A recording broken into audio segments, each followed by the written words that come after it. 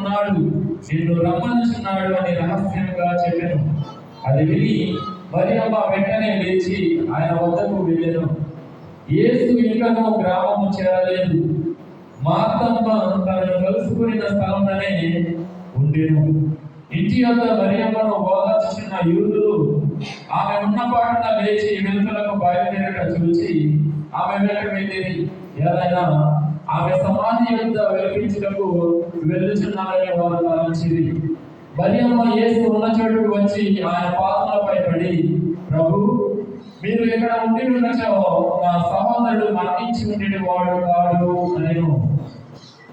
ఆమెయు ఆమె వెంట వచ్చిన యూదులను వెలిపించుటను చూసినప్పుడు యేసు హృదయము ద్రవించెను.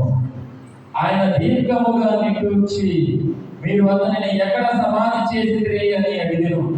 ప్రభు, వచ్చి చూడుడు అని వారు పలికిరి. యేసు కంట తడి పెట్టెను. అతడి యూదులు, ఈయన అతనిని ఎంతగా ప్రేమించుచున్నాడో చూడుడు అని చెప్పుకొనిరి. కానీ వారిలో కొందరు, గుడ్డివానికి దృష్టినిచ్చిన ఇతడు లాజరును మృత్యు నుండి తప్పింపలేకపోయినా అనేది. యేసు మరలా దీర్ఘముగా నిట్టూర్చి సమాధి వద్దకు వచ్చెను. అది రాతితో మూయబడిన ఒక గుహ. రాతిని తొలగింపుడు అని యేసు అనెను.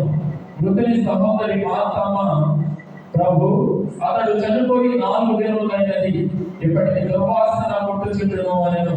యేసు ఆమెతో, నీవు విశ్వసించినచో దేవుని మహిమను చూచెదవని నీతో చెప్పలేదా అనెను.